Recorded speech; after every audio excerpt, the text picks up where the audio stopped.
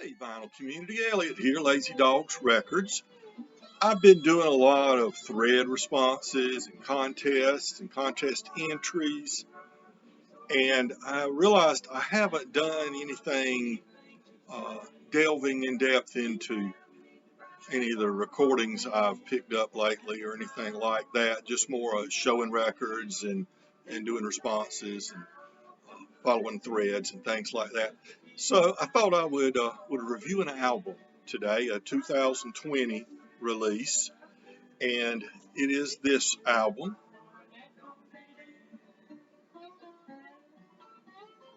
As you saw on the introduction, Dawg, Watson and Gaither Carlton, and it is on uh, Smithsonian Folkways Recordings. And as is tradition for Folkways Recordings, very simple album cover. Backside is black, just a, you know, not a lot of color or anything, and that's pretty typical of anything that Folkways puts out. And it also included, like so many Folkways recordings, a brochure. And the brochure not only has the songs listed, it has some biographical information on both these artists and about the recordings that were made. So I'd like to tell you a little bit about the recording of this album first. Now, of course, Doc Watson, if you're familiar with acoustic guitar music, folk music, bluegrass, rootsy music, I'm sure you know Doc Watson, know a lot about him, and have heard plenty of recordings by him. But Gaither Carl Carlton, Gaither Carlton, probably not nearly as much. So I'll talk about the recording a little bit. I'll talk about just a little overview of both artists. Then I'll look into the album, what's contained here, what songs, instrumentation, things like that, to try to give you an idea if this might be something you would be interested in. First of all, the recordings come from 1962, October of 1962. Recordings took place in two different venues. Blind Lemons, which was on West Village, meaning Greenwich Village, West Village Coffee House, where they made a surprise appearance, and at NYU, the Department of Education at NYU, an auditorium there, evidently, Friends of Traditional Music, which was a club in the New York City area of people that enjoyed folk music back in the late 50s and 60s. You know, we enjoy a folk boom, and not in no small part because of the enthusiasm of so many Northeasterners, urban dwellers and suburbanites in the Northeast. Their enthusiasm for recreating on their own with bands like the New Lost City Ramblers, and various folk artists from that area, recreating the sounds of folk music, and in rediscovering or discovering folk artists, be they acoustic blues players from the Delta or Appalachian fiddlers or any number of other types of artists. So that enthusiasm really allowed us to be exposed to a lot of music we probably wouldn't have if it hadn't been for those folks and their enthusiasm. So these are archival recordings, as I said, from 1962. A fellow named Pete Seeger, not the folk musician Seeger, but Siegel. He was 18 years old at the time. He was an aspiring banjo player and folk music enthusiast. He decided to further expand his love of folk music by beginning to record some of it. Now, that was pretty common practice to record artists on stage back then using his field recording equipment. Most artists didn't mind. and it was and venues, if you ask permission, usually would grant it. Now, he had picked up and this is for you electronics techies here, a Tandberg 3B tape recorder, Tandberg, Tandberg 3B tape recorder. Now, he's an 18-year-old, so I don't think this was real expensive equipment by any means.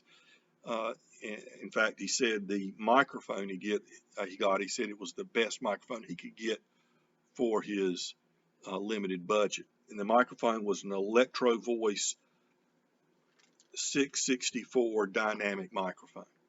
So that's all it is. It's a tape recorder and a mic. And the best 18-year-old kid could put together on a limited budget.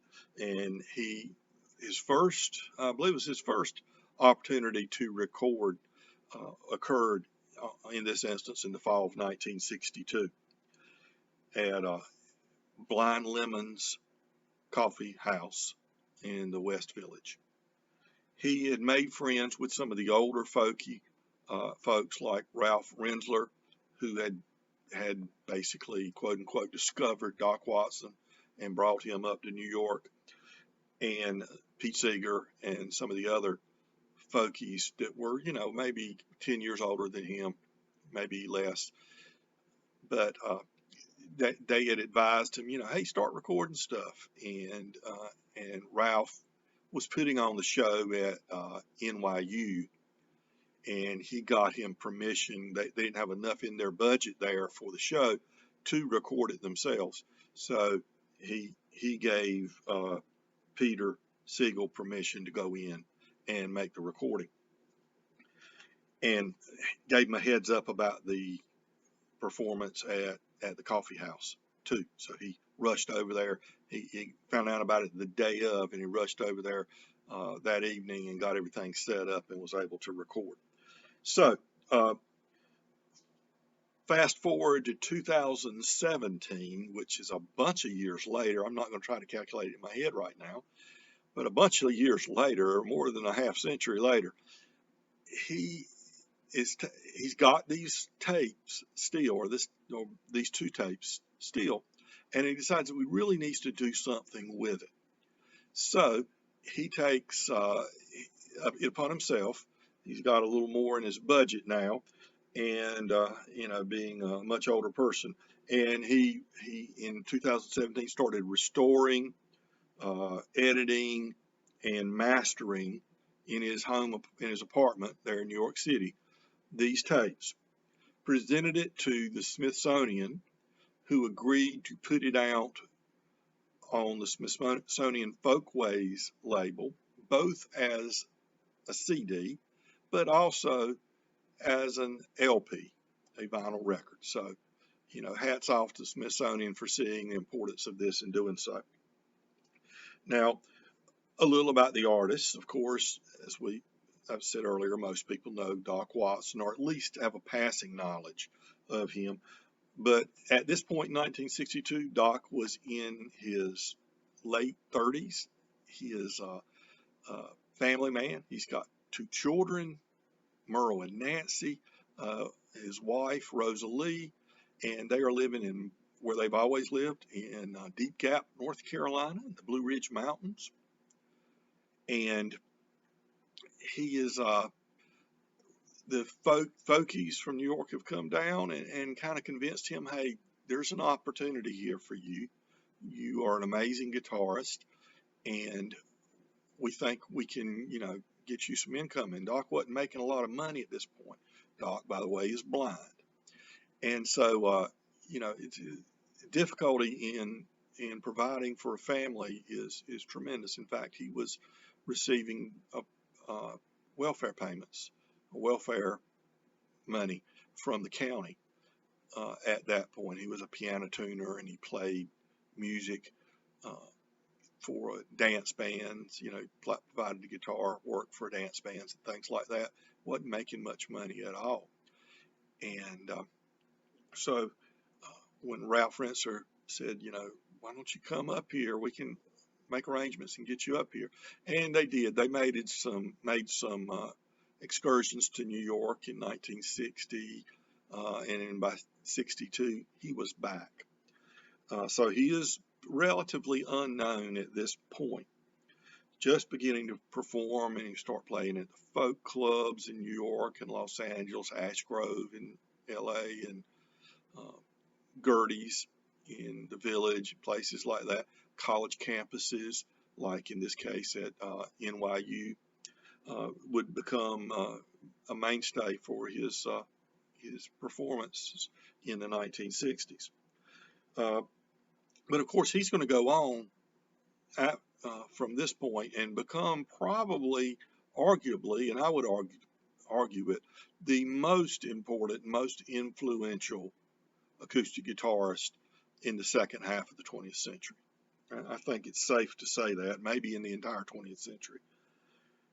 And he would go on and basically for the rest of his life. He would earn 8 Grammys, including a Lifetime Achievement Award, and probably more importantly, a National Medal for the Arts he would receive for his. So he's very well renowned. Of course, he passed away several years ago in his 80s. He was born in 1923, and but the other musician in here, Gaither Carlton, is a different story altogether. At this point of this recording, he's just not quite 60s, in his late 50s at this point, and his only professional work up to this point in the 1940s, in the late 40s, right after World War II, he had a 15-minute radio show on Sunday mornings, probably either in Jefferson or West Jefferson or up in Boone. Deep Gap is between those two towns, those 3 towns. So at a radio station there, playing hymns on the fiddle. So he did that for a few years. He had played at the fiddlers conventions like Union Grove, for instance. He had competed in those, but that's very localized, and all kinds of folks played those. And he had played earlier with Dawg and the rest of their family on a recording or two. There's a Dawg Watson family album out also. I don't know if that was before or after this though, but that was pretty much the extent, other than playing with family and friends in the area in which he lived there in Western North Carolina. So this is very different for him. Now, he would go on and play a few more times after this. Now, Dawg went on to make this his career, but Gaither did not. He would play with Dawg at Newport Folk Festival in '64. They went to the Dawg Watson family. Musicians went up to Cornell University in upstate New York and did a folk festival. I think later in '62 or so. And other than going back to Union Grove and playing there, that was it. He was not interested in a career in music. He was a little older, like I said, approaching his 60s at the time of this recording, and he would go on back to Deep Gap and continue his life as he had been living it up to that point. Now, to discuss these two and how they got together and their history together, both as friends and family and musicians, I'll point out a few things. Now, Dawg, as I said, as you probably already know, Dawg Watson is blind. He had been blind since he was about 1.5 years old. He learned to play. His dad built him a homemade banjo when he was a little kid. He got a harmonica each Christmas in his stocking. and he was playing on his cousin's guitar when he was, I don't know, maybe 10 years old, maybe less than that. And he was fiddling around with his cousin's guitar at breakfast one morning, and his father told him, he said, "Son, if when I get back at the end of the day, you can play me a tune on that, then we'll go into Boone and we'll buy you a guitar." And he said, well, that was a good deal, because he was probably had figured out more than his daddy realized at that point. And he, by the time his daddy got back home, he play a melody out and sing along to it. So Dad was good to his word, went out and bought him a guitar. He said it was a great gift. He loved that guitar. It was great to learn on, he said, but fretting that thing was like fretting barbed wire. So it was, it's probably that far up from the neck, the strings were, or something that made it pretty difficult. But by the time Doc's in his early 20s, his cousin Willard Watson, he said, "Come walk with me. I'm gonna walk you over to some of our neighbors' house. You need to be playing with these folks some." And he walked. They walked over, maybe a couple of miles or something, and there was the Carlton family living there, who I'm not sure they probably knew of each other and everything, but people didn't travel that much back then up in the mountains. You get around that much. But I introduced him to Gaither, and they started playing together. And Gaither was a fiddler and he could play banjo as well. His family was very musical as well. Probably the most important aspect of it was there happened to be and there's about 20 years separation. So Gaither's children will be Doc's age. Rosalie, and Rosalie was Gaither's daughter, and there was a spark there. And they ended up, by 1946, I believe it is, they got married. And so now Doc is Gaither's son-in-law. And so you can imagine from the mid-1940s forward, they played together constantly. And in fact, by the, I believe, late 1960s, Gaither was living with Doc and his daughter Rosalie. I know he passed away in 1972 in their home. He was living there with them when he passed away. So now there's a difference. That 20 years or so difference between Doc and Gaither is very important, because Gaither's musical influences and the way he learned music was all based on location. He learned music from musicians that lived in the area, fiddle tunes, banjo tunes, spirituals and things like that. He learned from people living there or itinerant musicians that, moved in and out, wandered in and out of the area. Doc, however, born in 1923, grew up not only learning from fellow musicians in the area, family members and neighbors, but also he learned from the radio. Now, at that point in the 1930s, 40s, radio was mainly live performances, not spinning records like we think of today. But he learned from the radio, and the family also had a Victrola in the house, or a record player in the home. So he had records.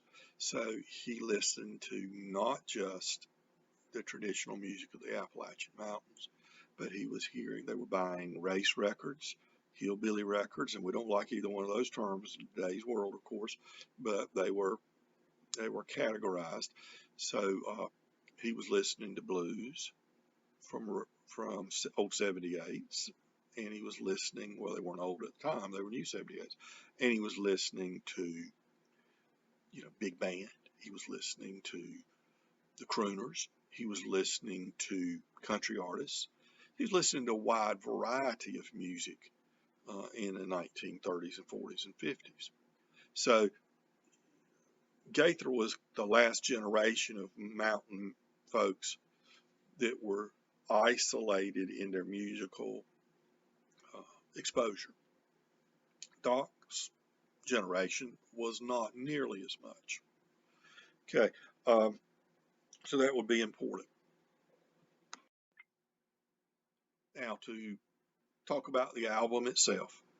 The album, as I've said, record 2 different concerts, one at NYU and one at Blind Lemon's coffee shop.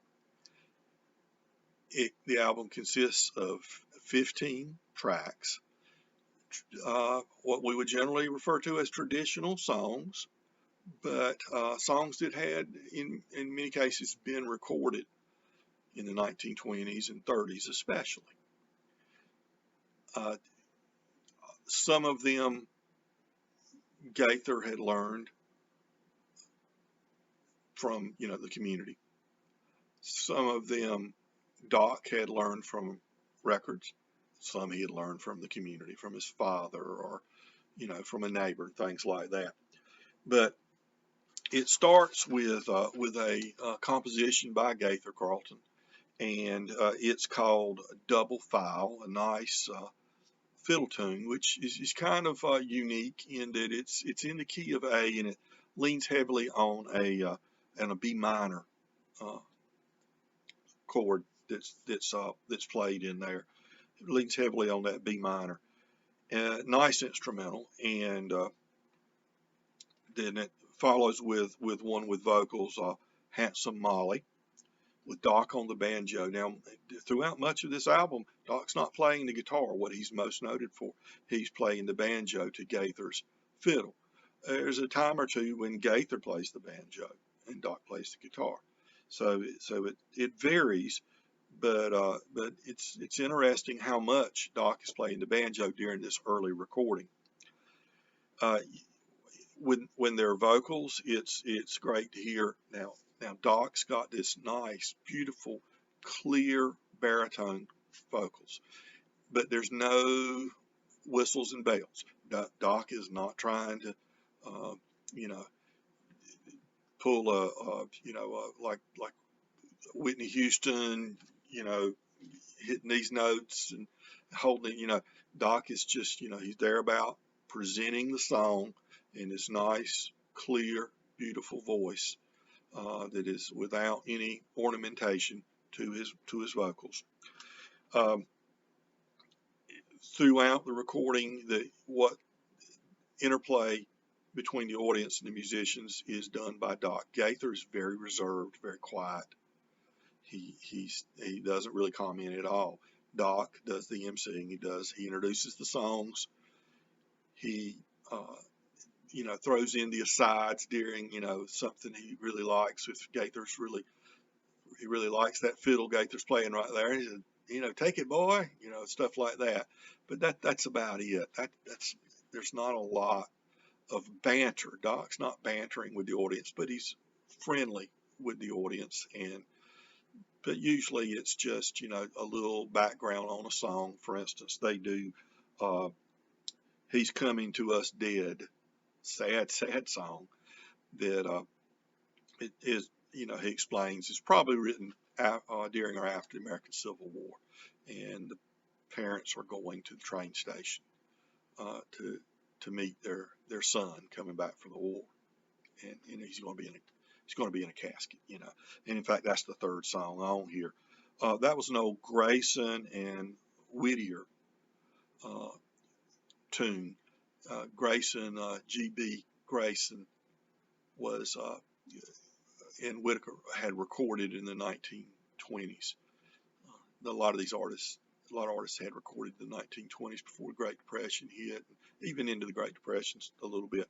And Grayson was a blind fiddler who Gaither Carlton had known in the past. In fact, there's a neat story that Ralph Rensler tells about the first time he met the Watson family, and he met Gaither, Dawg, and Rosalie, and all of them.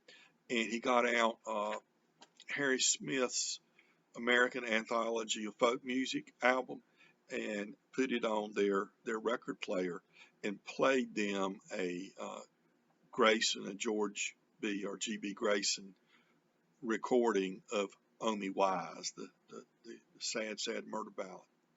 And he didn't know the background here, but he played that song for them.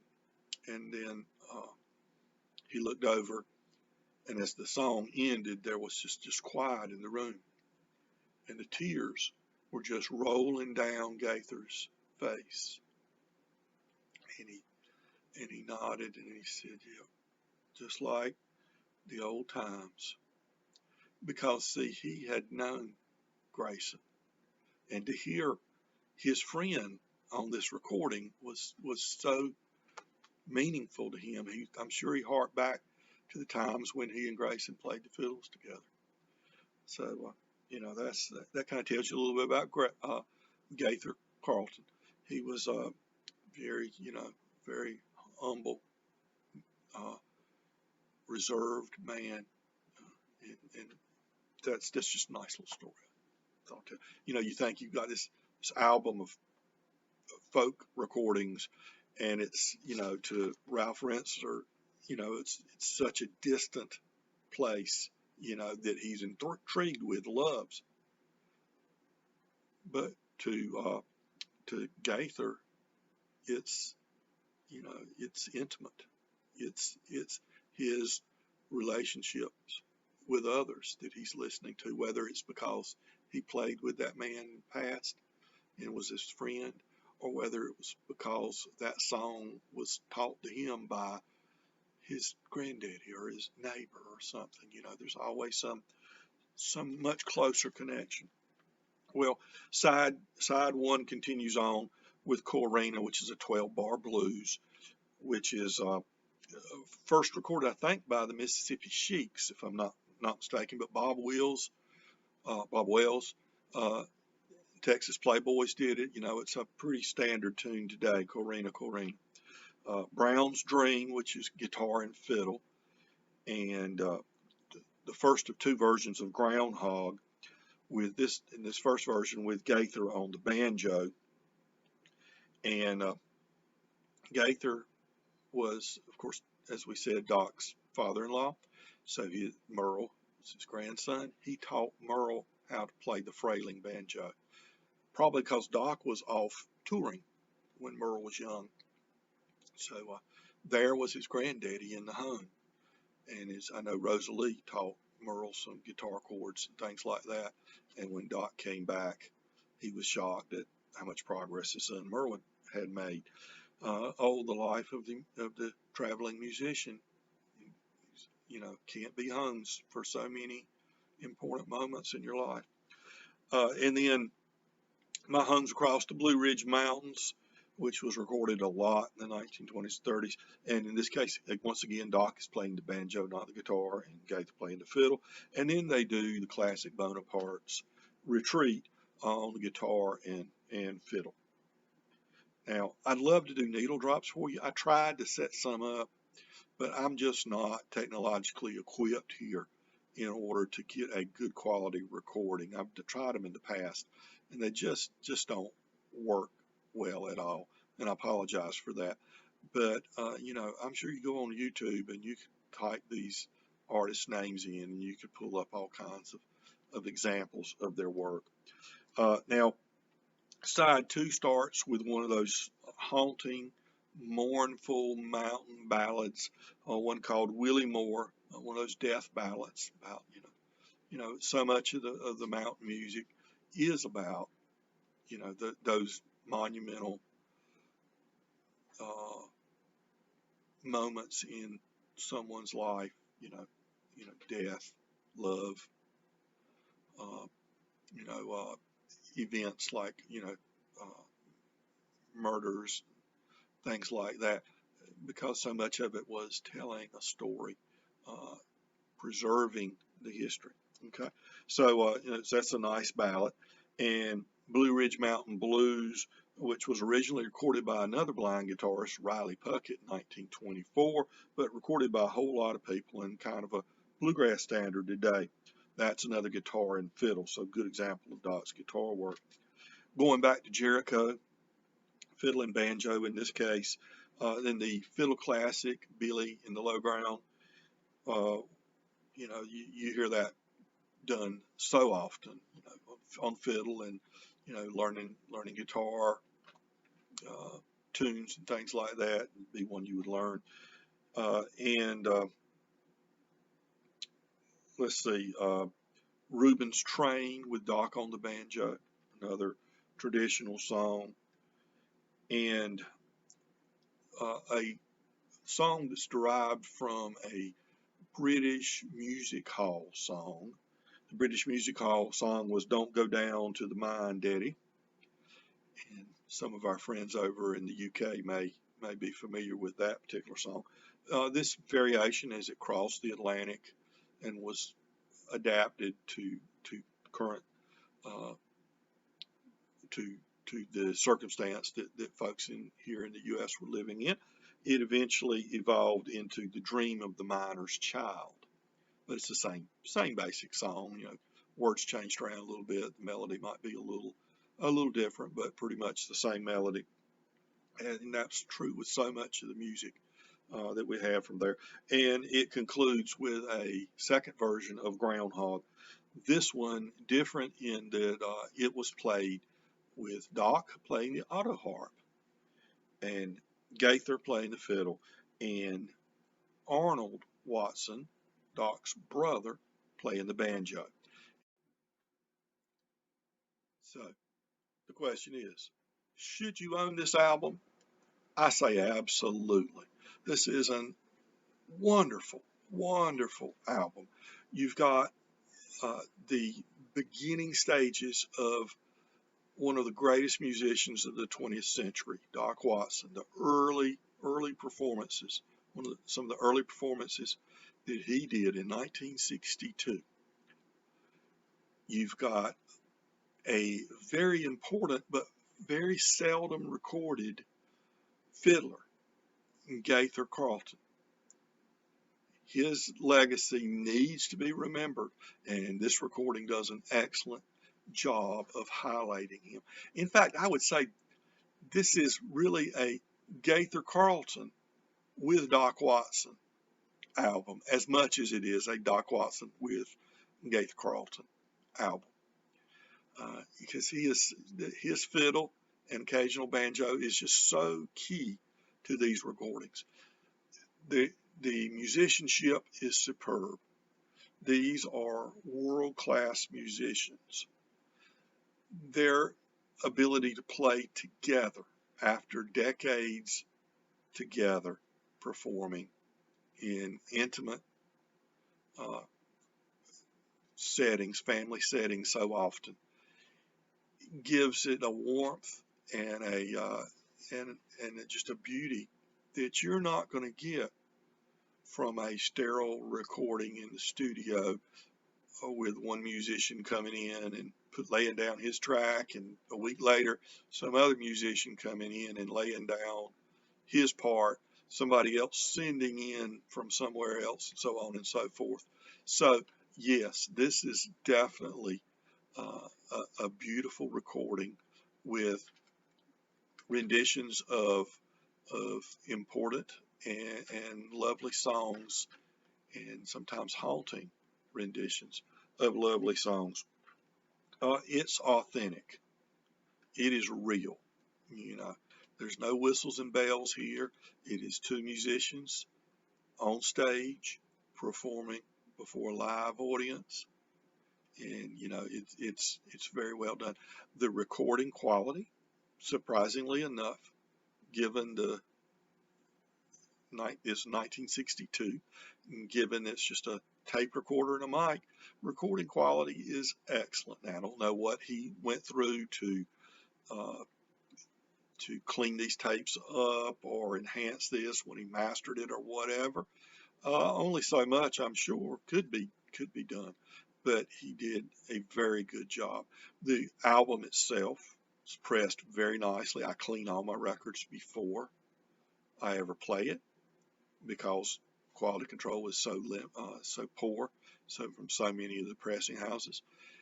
But not a crackle or pop on the album. So yes, I would say it would be an excellent album for you to own if you have any interest in folk music, mountain music, fiddlers, acoustic music in general. If you're into Americana, if you're into roots rock, anything like that, go back and listen to some of the masters from before our time, and you'll be amazed at how beautiful it is. So yes, I highly recommend this album. I will say that if you try to buy it from the website, from the Smithsonian Folkways website, they charge an arm and a leg for shipping, like $14 for shipping, like $23, $24 for the record, but then $14 for shipping. I ended up going to County Records in Floyd, Virginia. Go to their website. They offered it $23 plus $4.50 for shipping, which is very reasonable. And that's how I got my copy. But it's well worth it. So I hope you enjoyed this. I'm sorry this went so long, but this is a great album I wanted everybody to know about. And I'll remind everybody, be kind to your neighbors because, folks, we're all neighbors.